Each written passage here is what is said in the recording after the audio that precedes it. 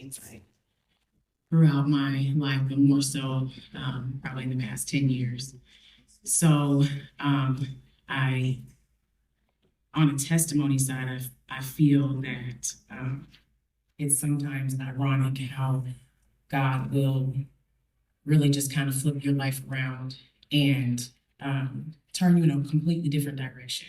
So um, through my personal journey with anxiety, it has changed my purpose and what I thought that I would be doing in my life.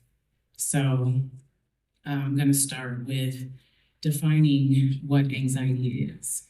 I think I might have left that slide.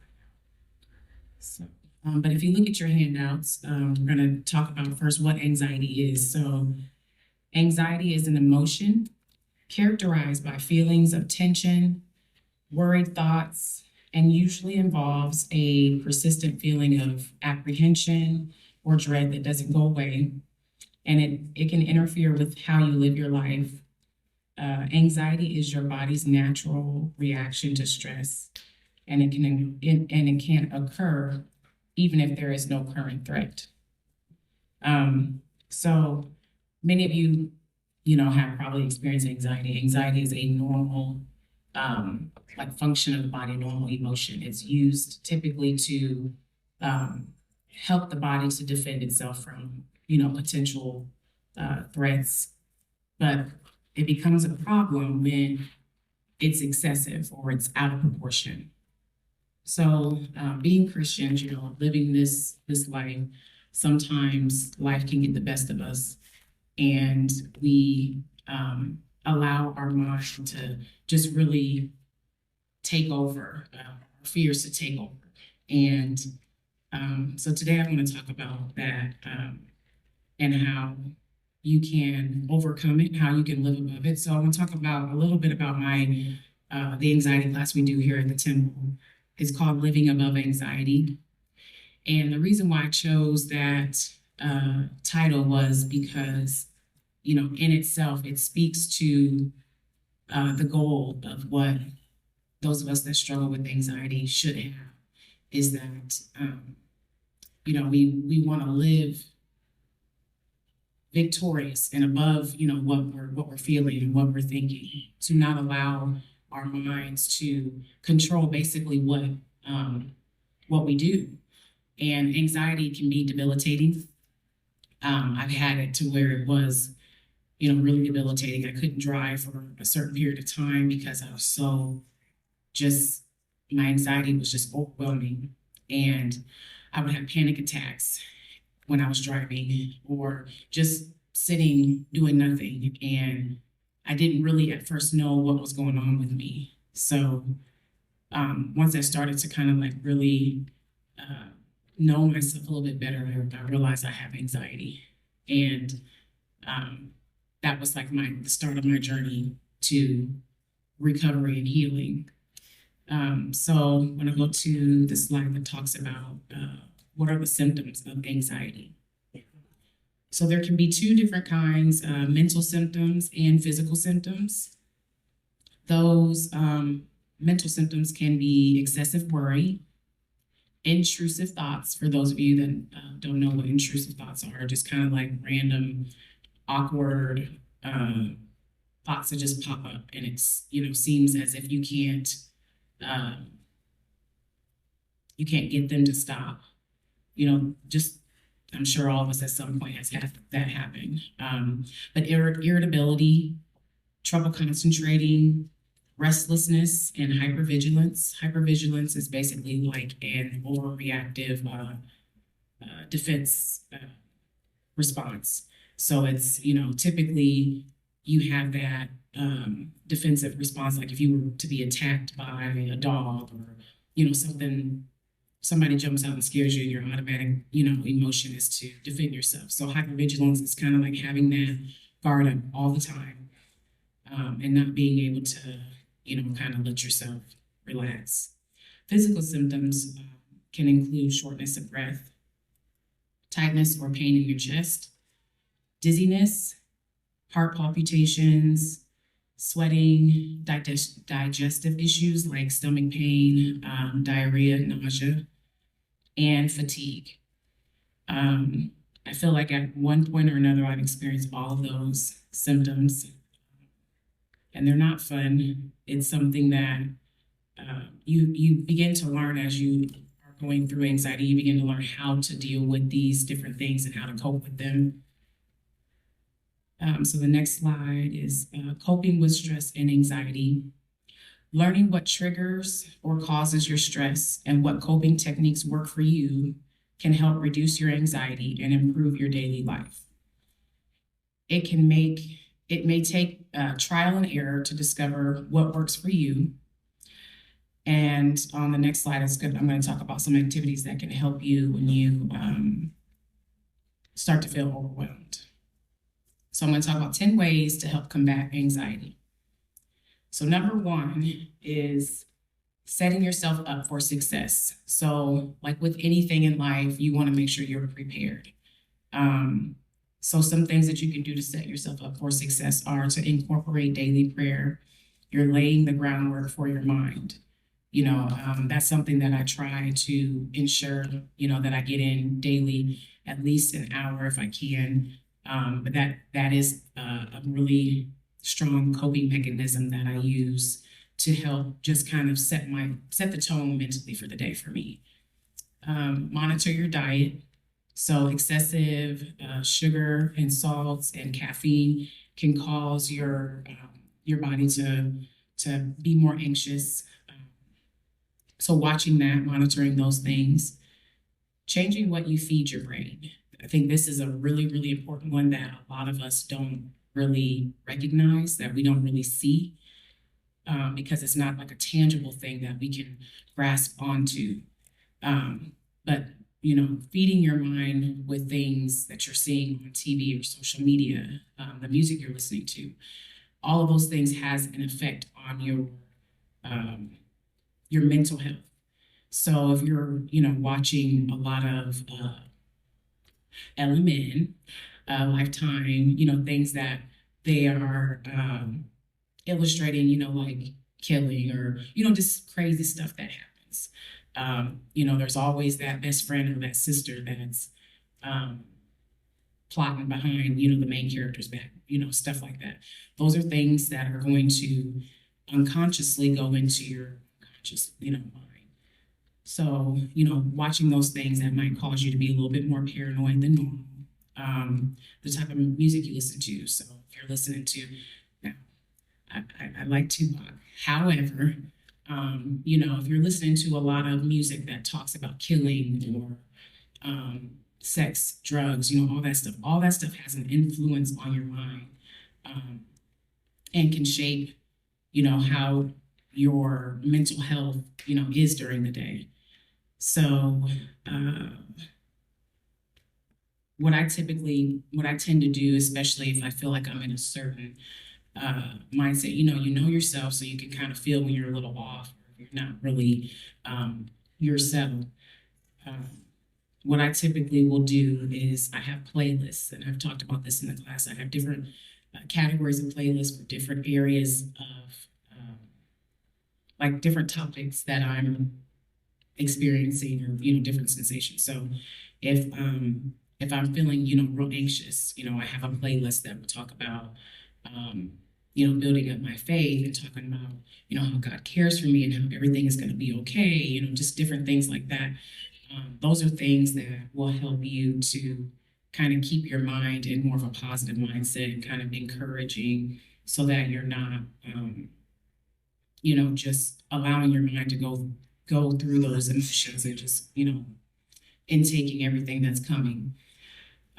Changing your environment. This one is a big one too. So sometimes you have to just really uproot yourself from where you are and the people that you're around. If you're around people that are negative, that always speak negatively about life, always has a complaint, or just maybe always has drama going on. Those things are going to keep your mind anxious, or just in that mindset. So changing your environment, changing, who you're around, changing the atmosphere sometimes is really what you need to help really get you to kind of focus on your mental health and kind of turning that around. And then getting enough sleep. So making sure that you are, I don't remember the exact hours of sleep, but I think it's at least 8 hours of sleep is typical that we need to get.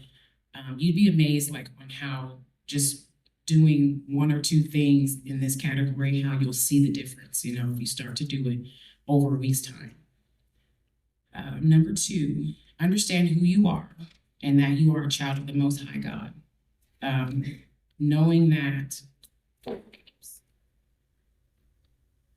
and I apologize, I meant to capitalize that G on there, but I was in a hurry. But yes, knowing that you are a child of the Most High God. I think sometimes when we're going through different struggles and things in life, we forget, who we are, who we belong to, and knowing that He will take care of us and that He will provide for us, that He understands what we're going through. He knows, the mental anguish that we're in right now, and that He cares about us. And sometimes He allows us to go through different things for whatever purpose He has for us. And I'll just use myself as an example. When I was going through what I would call a mental breakdown, it's kind of like when all this started for me. I didn't understand it at the time, what God was doing. And it was really, really hard. And I just exercised that little bit, mustard seed of faith I had, just a tiny bit, just to allow myself to be able to get through each day, and trusting that God was going to help me, that God was going to strengthen my mind to be able to just be. When I tell you that it was the hardest thing that I've ever dealt with in my life, I've had loss in family. I've experienced a lot of different things, but when it came to my mind and anxiety and different things like that was the biggest battle I've ever had in my life. And it was me against me. And every day I would have to, I'd have to fight my own self, if that makes sense. I'd have to fight my own thoughts, my own mind, and just fight to keep myself in a point of mind, or a state of mind where I could just function, where I could be around people, where I could take care of my kids.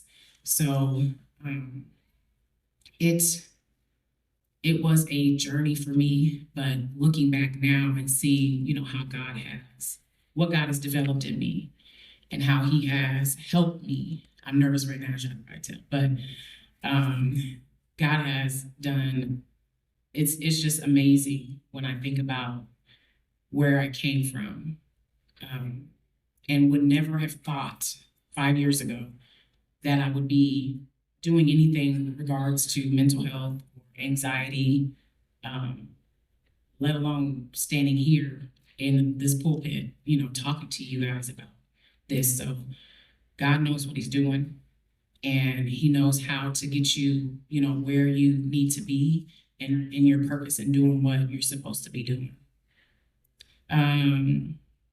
Take time out to learn who you are on an intimate level.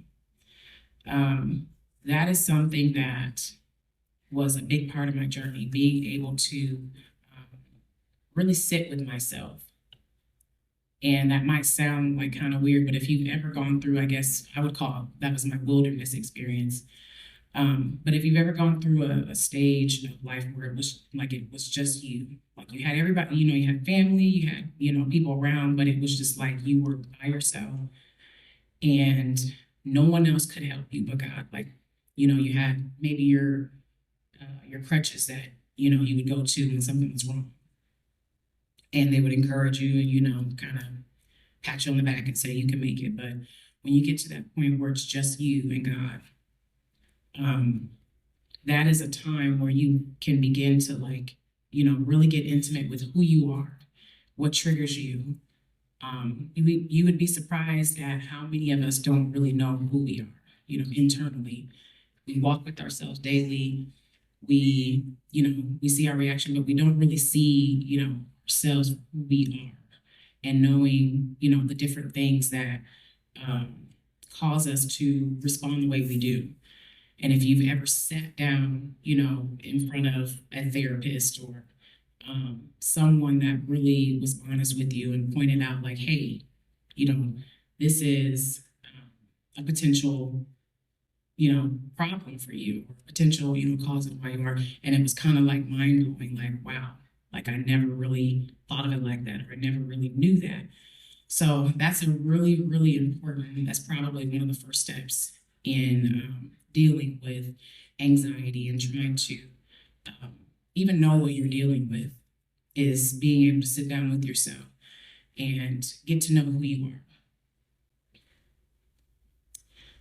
Keep a journal. So those things, when you notice yourself kind of responding in a certain way, or you notice yourself having certain reactions to people or things, even if they're just more internal, they may not be things that you outwardly do, but the internal stuff that you feel like kind of causes a rise.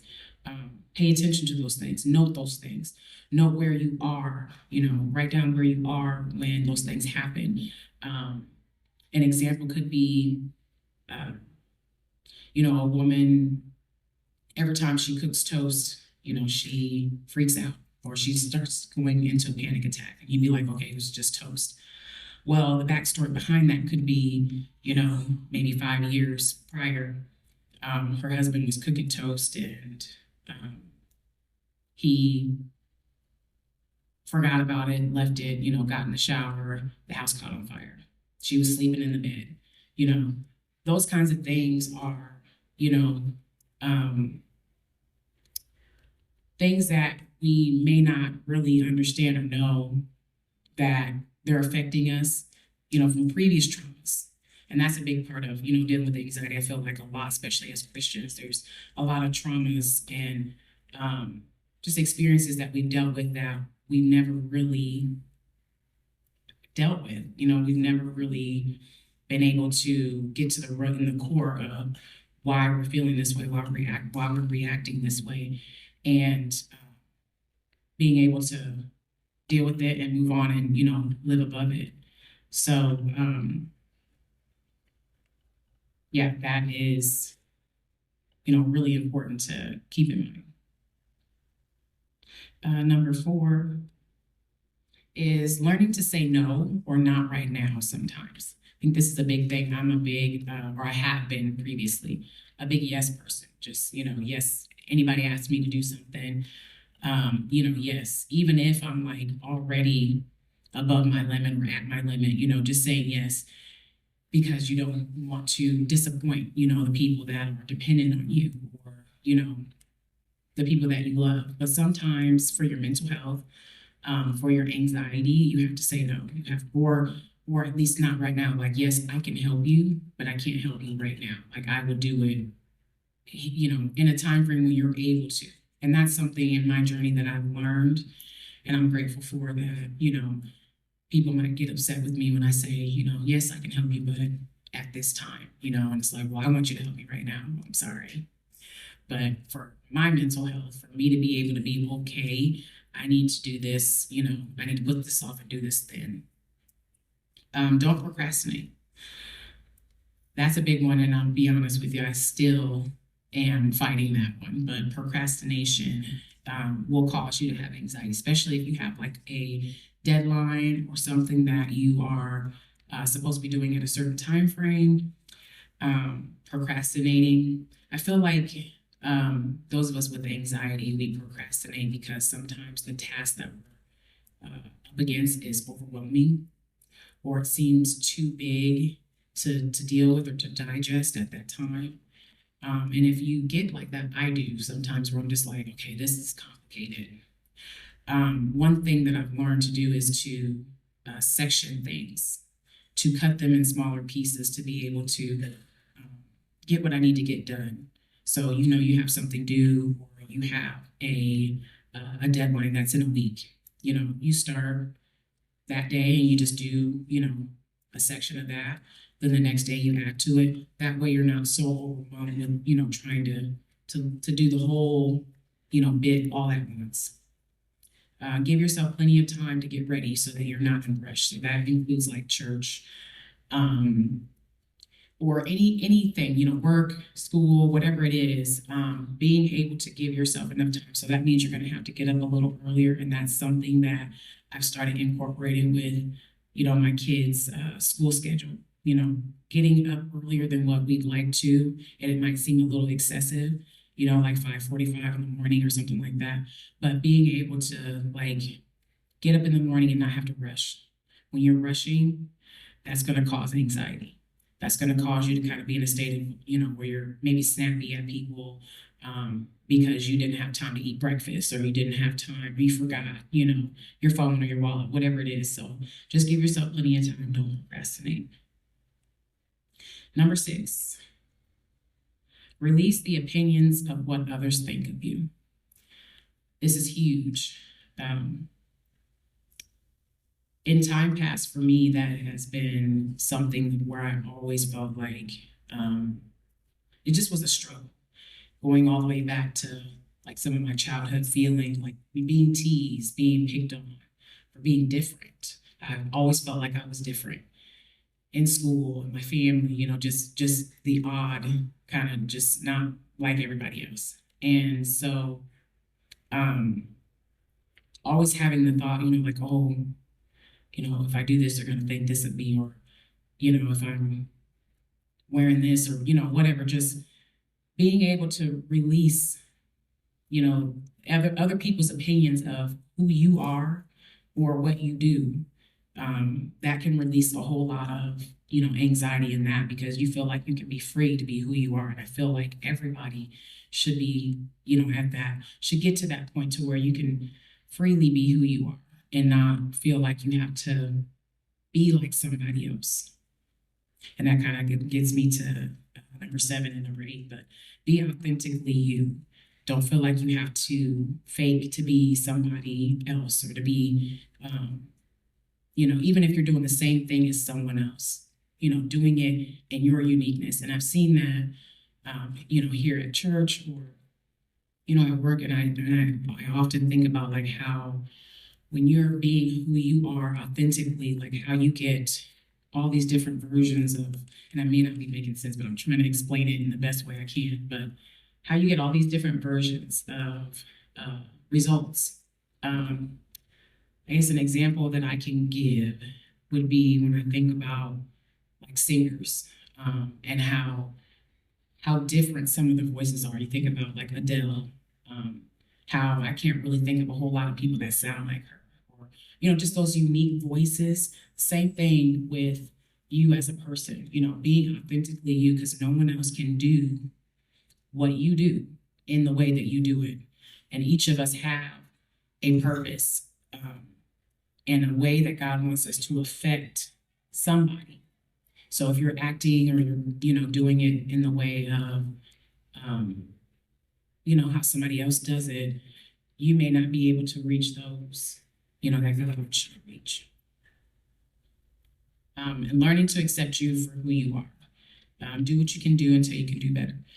This is a big one for me too, because I think being someone with anxiety, you feel sometimes like you're not good enough. You feel like you're just hard on yourself, really, really hard on yourself, because you have these high expectations, and you feel like you should be here. This is where you envision yourself to be.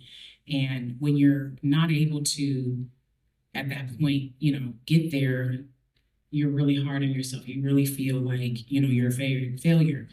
So this has been something that has helped like kind of release my anxiety, because it's like God knows where I'm at, in this stage of my life.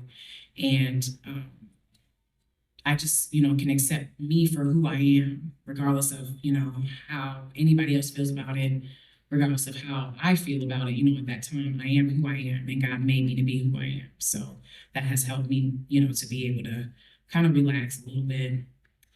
And 9 is a big one. They're all big ones, but this one has been a real,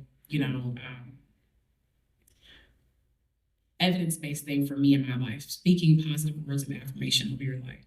I think sometimes we tend to, especially when we're going through different things, we tend to speak the negative, like, oh, this is so hard. I can't get through this, man, like just complaining kind of, doing those horrible things, but being able to speak positive, to speak life over yourself. There's the scripture, I don't know where it's at exactly, but it talks about the power of life and death, lies in the tongue.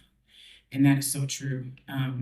I've experienced being able to just really turn my mood around. At that time, I didn't really feel like what I was saying is true. I'd say things like, it's gonna be okay. God's gonna help me. God's gonna help me through this. It's gonna be all right. And at that time, it didn't feel like it. It felt like death. It felt like nothing was ever gonna change. But as I began to say those things and repeat those things, I really start to feel a shift in my mind, like in how I felt. So there's really life in, speaking words of affirmation when you're going through different things like that. And number 10, use the word of God. Use the scriptures that build up your faith and encourage you not to worry and fear. And that kind of goes along with laying the groundwork for your mind. What you feed yourself, what you feed your mind is what you're going to be left with. So some scriptures that I did point out are Isaiah 40:11. And it says, fear thou not, for I am with thee. Be not dismayed, for I am thy God. I will strengthen thee. Yea, I will help thee. Yea, I will uphold thee with the right hand of my righteousness. And so when I dissect that scripture, it tells me, first of all, that God is with me, and that I don't have to fear whatever anxiousness or issue that I'm dealing with right there. It tells me that God is with me in that moment. To be not dismayed, like, don't freak out, don't trip, God's got it. And then him telling me that he will strengthen me. I've been at some really, really low points in my anxiety where it took my appetite. I didn't have an appetite. I mean, when I say I couldn't really eat, I literally could not, like it was work for me to even like chew food. So I had to start like little by, like eating or drinking Ensures to be able to at least get some type of nutrients, in my body. So that I would be, I'd have enough strength to even be able to, go through the day so I wouldn't pass out. I will help thee. Yea, I will uphold thee with my right hand. So when I think about, the part where it says, I will uphold thee, I picture and I imagine myself, in the palm of God's hand and him literally upholding me, keeping me above, whatever it is that is causing me to feel as if I am going to, die or, have, whatever. So I'm not going to read through all the scriptures, but these are, real scriptures that I used during that period of time in my life when I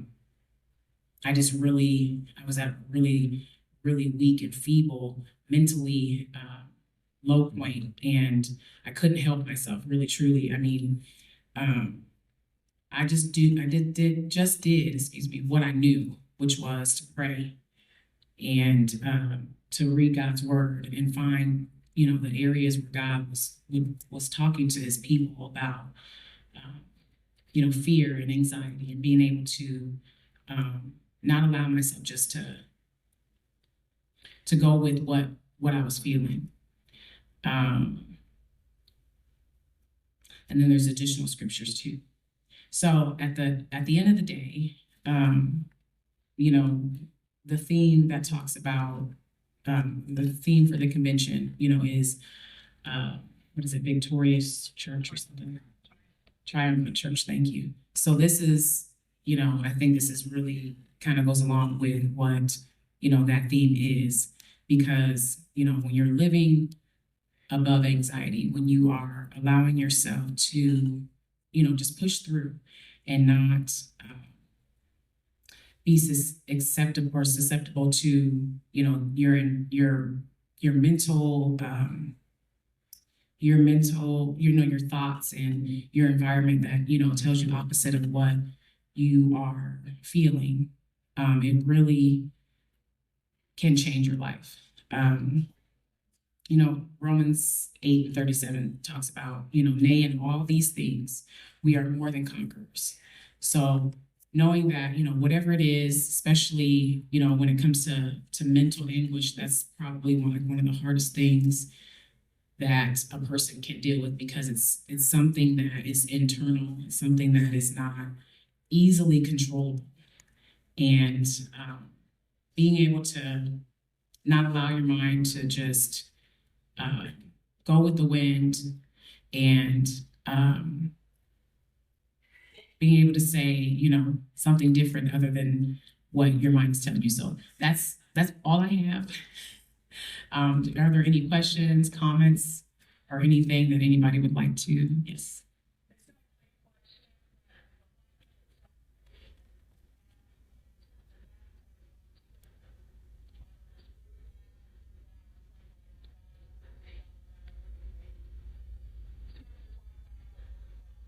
Yes. Yes. Amen.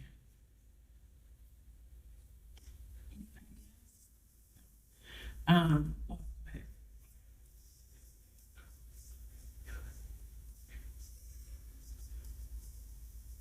so- yeah. Taking your mind off of distracting your mind from, what is causing your anxiety helps a lot if you can. I think sometimes if you isolate yourself too much, it can be a really detrimental thing. So sometimes, even like when I was going through what I was going through, sometimes I didn't want to like really talk to people, but I wanted to be around people, if that makes sense. I just wanted you to be there. But I didn't really want to talk. So sometimes being around people can help with that.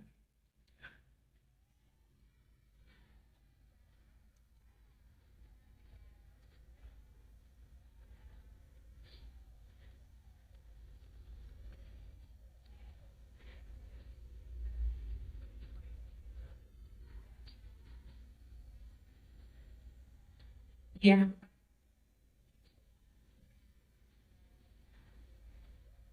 Yeah. A lot of times your physician can, like, if you go to him with concerns of, that they have typically, they're equipped with uh, like a list of, it's like an assessment basically, and they can tell you right then and there if you meet the requirements, and kind of give you ways um, to help with that.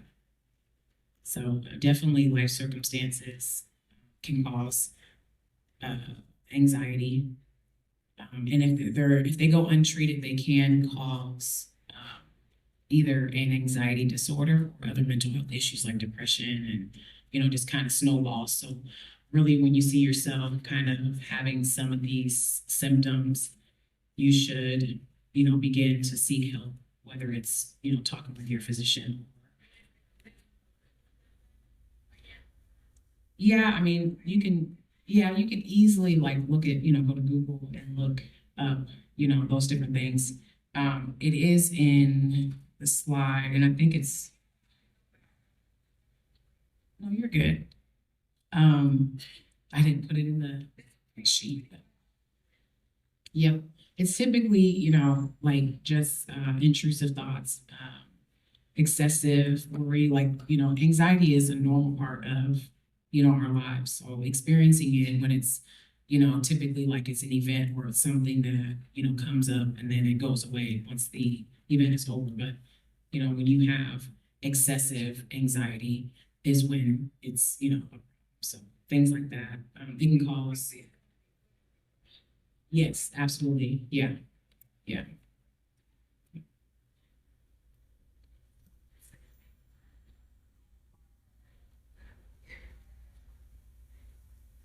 It's an emotion like anger, sadness. So it is, yes, it's everybody experiences it, anxiety, but it's, there's different levels to it. So when you kind of pass the like, oh, there's something that I'm getting ready to do, I'm anxious, that's normal. But when it's like I'm just sitting and nothing's really happening, I'm just anxious because there's a lot of people around, or I just can't stop thinking and worrying about what's going to happen tomorrow, things like that, you know more of an issue, intrusive. Any other questions or comments? Yes.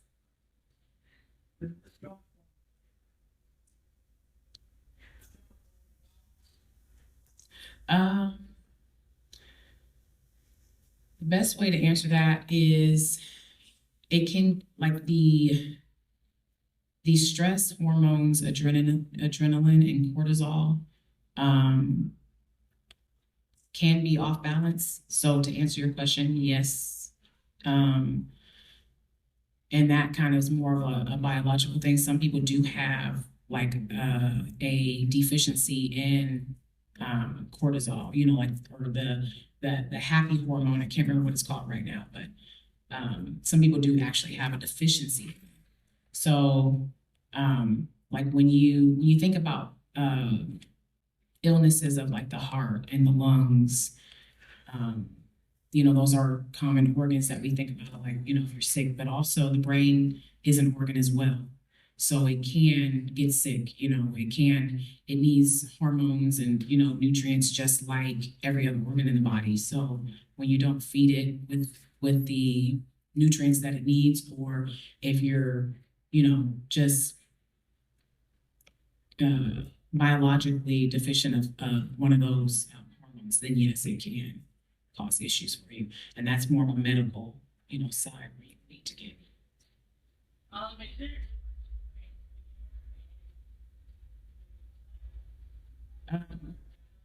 They kind of, yes. I think they kind of go hand in hand. So fear, if I can explain this right. Fear is a part of anxiety. But you can have fear without anxiety, if that makes sense. So you can fear something, that just kind of is random, not necessarily random, but is something that, maybe pops up, or, something like that. But anxiety is something that is typically internal, and it's caused by excessive worry. So they're different, but there is fear and anxiety. Any other questions or comments? All right. Well, thank you guys for listening. This is my first time speaking.